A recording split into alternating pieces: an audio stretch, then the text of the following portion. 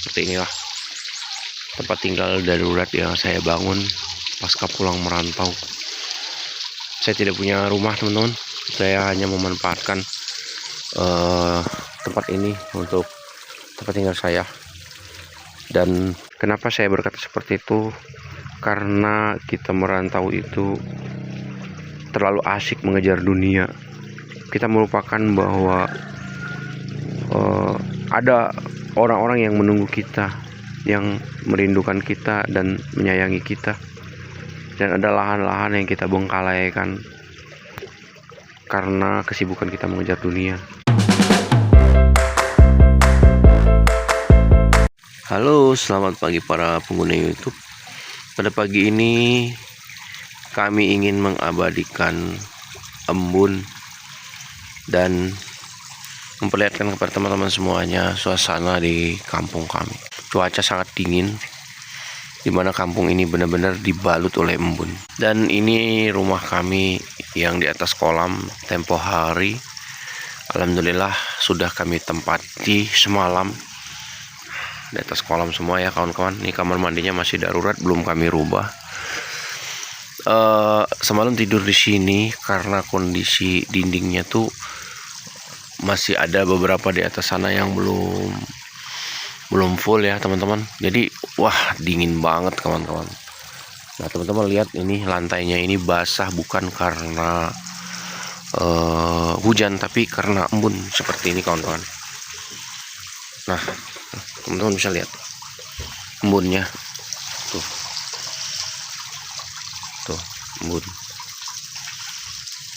tebal banget gitu.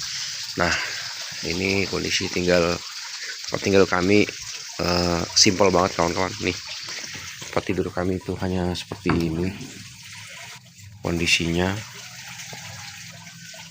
seperti itu kawan-kawan, simpel ya tuh. Tapi kami cukup bahagia tinggal di sini dengan segala kesederhanaan, dikelilingi oleh air, kemudian udara yang sangat dingin. Pagi ini embun kembali menampakkan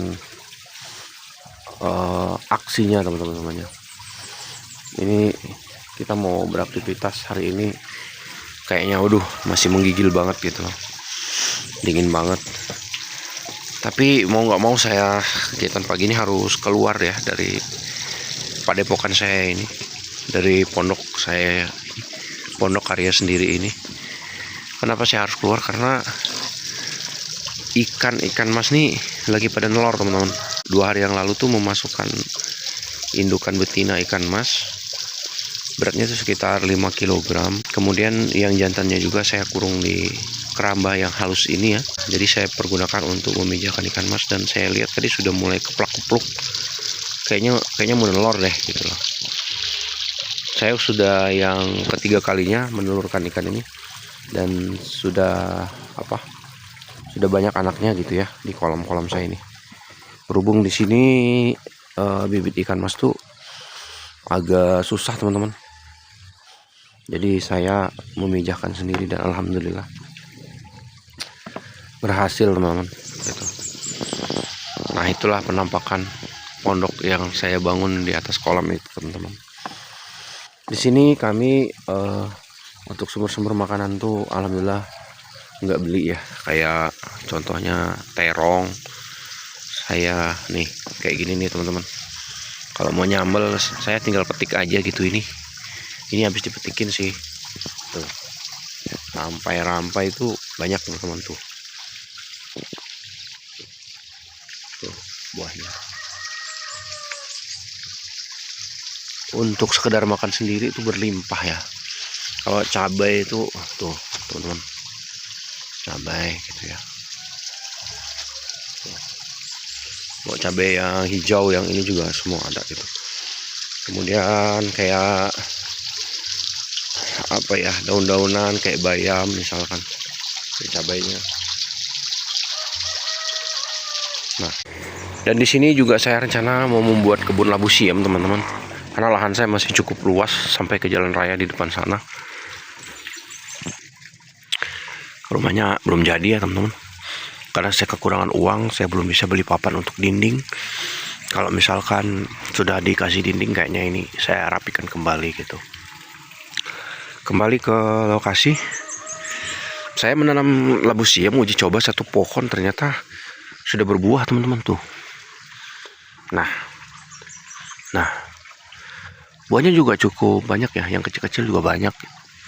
Nah, tuh calon buahnya tuh banyak ya.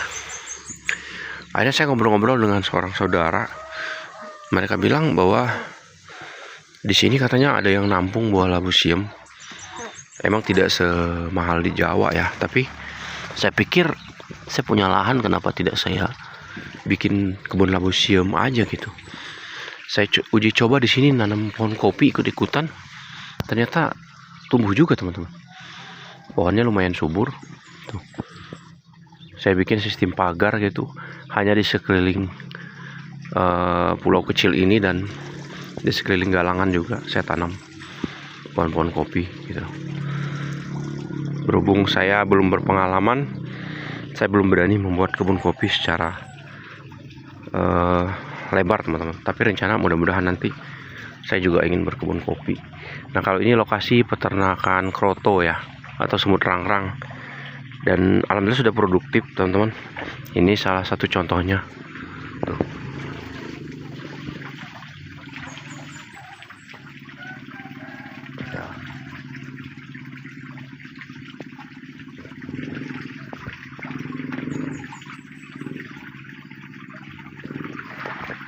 Ya, semut rangrang saya juga sudah produktif. Tadinya saya taruh di botol-botol itu. Berhubung labu siam ini menginvasi sarangnya, ternyata semut rangrangnya hijrah ke daun-daun. Tapi nggak jadi masalah karena mereka tetap berada di sekitar sini. Karena ini saya udah bikin seperti pulau seperti ini di tengah-tengah kolam teman-teman semuanya. Tuh. Jadi semut-semut rangrang juga nggak bakal kemana-mana teman-teman. Tuh. Saya kalau mau makan tuh tinggal metik rampai, buah cabai, kemudian terong saya rebus. Nah, ini saya juga udah banyak nanam terong. Saya akan perbanyak nanam terong. Dan kayak gini teman-teman, apa ini namanya, pakcoy atau pakboy, itu saya juga tanam. Nah, cabai juga mulai berbuah. Inilah kegiatan saya pagi ini teman-teman semuanya. Saya rencana akan tampilkan kegiatan-kegiatan saya selama pulang ke desa. Mudah-mudahan bisa menginspirasi teman-teman yang saat ini sedang berada di rantau ya gitu, untuk kita membangun desa kita. Kenapa saya berkata seperti itu? Karena kita merantau itu terlalu asik mengejar dunia. Kita melupakan bahwa ada orang-orang yang menunggu kita, yang merindukan kita dan menyayangi kita. Dan ada lahan-lahan yang kita bengkalaikan karena kesibukan kita mengejar dunia. Sebab itu saya memutuskan untuk pulang, karena kejenuhan yang luar biasa saya rasakan.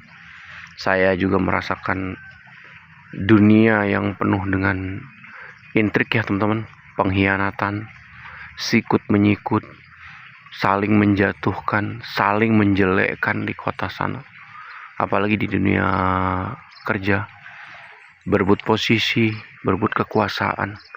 Orang yang tadinya kita bina, orang yang tadinya menjadi kita anggap bisa kita jadikan sahabat, setelah dia piawai, ternyata dia juga justru menjatuhkan kita, menjelekkan kita. Dan itu sudah lazim ya teman-teman. Nah, hal-hal seperti ini yang akhirnya membuat saya untuk saya pulang aja lah gitu. Saya ingin kembali ke desa, ke sebuah tempat yang damai, di mana jarak dari rumah ke rumah masih berjauhan, tapi lahannya di sini sangat subur. Nah, ikan saya udah mulai bertelur teman-teman semuanya. Alhamdulillah. Ayo telur yang banyak. Udah keplak-kepluk. Nah, ini insya Allah untuk yang ketiga kalinya bertelur. Jadi di kolam saya ini udah anak-anak ikan mas tuh udah banyak teman-teman. Tuh Tuh, udah mulai bertelur mereka. Ya. Oke, teman-teman. Demikian kegiatan pagi ini. Semoga menginspirasi. Assalamualaikum warahmatullahi wabarakatuh.